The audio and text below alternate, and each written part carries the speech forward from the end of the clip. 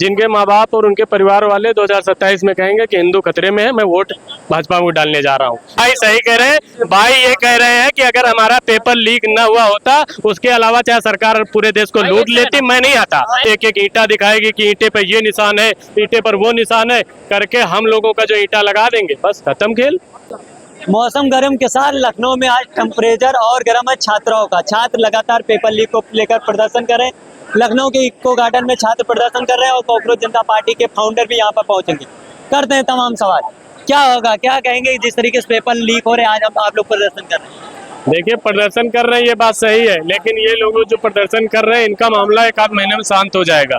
जबकि सच्चाई ये है कि यहाँ पर 70% लोग ऐसे आए हैं जिनके माँ बाप और उनके परिवार वाले 2027 में कहेंगे कि हिंदू खतरे में है, मैं वोट भाजपा को डालने जा रहा हूँ। तो ऐसे प्रदर्शन का क्या मतलब है? जब आप वोट के टाइम पर, जहाँ पर आप क्या इस्तीफा मांग रहे हैं, आप वोट ना देकर उनको जिताइए ही ना। जब जीतेंगे नहीं तो मंत्री क्या बनेंगे? लेकिन उस टाइम पर आदमी अपनी जिम्मेदारी नहीं निभाता है। उस टाइम पर क्या है, टीवी पर चलने लगेगा कि वहाँ पर एक मंदिर है जिस पर मुसलमानों ने कब्जा कर रखा है, और फिर 15-20 दिन में बहुत तगड़ा माहौल बन जाएगा। सारी मीडिया वहीं घुस जाएगी, एक एक ईंटा दिखाएगी कि ईंटे पे ये निशान है, ईंटे पर वो निशान है करके हम लोगों का जो ईंटा लगा देंगे, बस खत्म खेल। सारे काम छात्राओं की ही गलती है, सब छात्रों की नहीं है। छात्र जागरूक हुए, इसके लिए बहुत बहुत धन्यवाद है।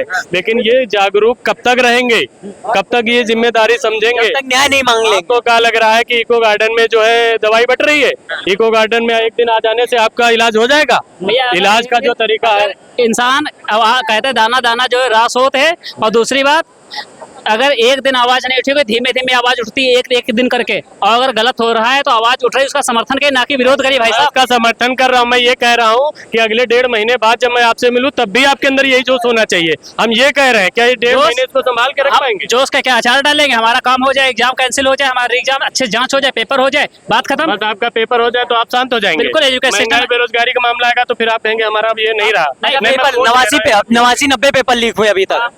नहीं, इतने पेपर जो लीक हुए हैं, मतलब चलते से भाई सर, तो आपके लिए 89-90 पेपर लीक हुए। आपका पेपर लीक हुआ तो आपके समर्थन में सारा युवा आया और पेपर लीक हुए, उनकी भी जिम्मेदारी आपके में काउंट किया नहीं। जाएगा। जितना ये हो रहा है, एजुकेशन सिस्टम करप्ट हो रहा है, एजुकेशन सिस्टम पर कोई जवाबदेही नहीं बन रही है। तो भाई साहब, एक धर्मेंद्र सेकंड, प्रधान का, उनको वोट देकर जिताने वाले हम लोग हैं। हम ये कह रहे हैं कि आप अपनी वोट डालते समय जहां पर बदलाव का एक मौका आपके पास आता है, मेरी बात सुन लीजिए। आप स्टूडेंट है, उसके साथ साथ एक वोटर भी है। उस टाइम पर आपको बिना जात के, बिना धर्म के वोट डालने। पहली बात तो हम यहाँ पर वोट की राजनीति नहीं कर रहे हैं, सबसे पहली बात, ठीक है। दूसरी बात हम एजुकेशन सिस्टम को लेकर के, पेपर लीक को लेकर हम लोग बातचीत करने आए हैं। हमारे पेपर को पूरा ट्रांसपेरेंसी के साथ। आपको दिख रहा, आप नहीं बात कर रहे हैं ना? भाई साहब, एक सेकंड, सही कह रहे हैं। भाई ये कह रहे हैं कि अगर हमारा पेपर लीक न हुआ होता, उसके अलावा चाहे सरकार पूरे देश को लूट लेती, मैं नहीं आता। ये मत बोलिए, मेरी बात सुनिए। सही बात है। यहाँ जिस मुद्दे के लिए हम लोग आए, पहले उसकी बात करेंगे, उसके बाद देश में क्या चल रहा है उसकी बात की बात करेंगे, ठीक है। यहाँ से पेपर का मामला है तो पेपर के लिए हम 10 मुद्दे लेके आएंगे तो हमारी बात नहीं सुनी जाएगी। पेपर लीक हुए, इसका जिम्मेदार कौन? आप क्या मानते हैं? 89-90 पेपर लीक। पता 89-90 पेपर लीक आपका जो मुद्दा है, आप अपने दर्द को समझ पा रहे हैं। अगर आप एक अच्छे इंसान है तो क्या दूसरे दर्दों को नजरअंदाज करेंगे? मैं एक बात पूछूं, एक साथ अगर एक लोग बात करे तो ज्यादा अच्छा रहेगा, 3 लोग करेंगे तो।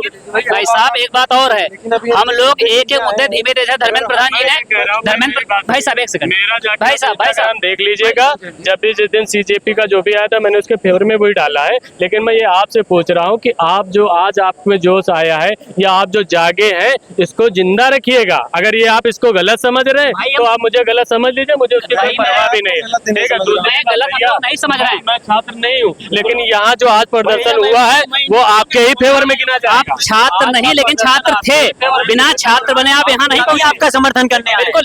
और दूसरी बात, जैसे धर्मेंद्र प्रधान जी से कहा जा रहा है अकाउंटेबिलिटी ले, भाई साहब एक सेकंड, जैसे कहा जा रहा है एजुकेशन में इतना करप्शन हुआ, धर्मेंद्र प्रधान जी अकाउंटेबिलिटी लेकर के इस्तीफा दें, वैसे ही जो विदेश नीति गड़बड़ हो रही है उसमें ऐसा। बिल्कुल भाई साहब, एक सब सुन, प्लीज एक बात सुन तो लीजिए। जैसे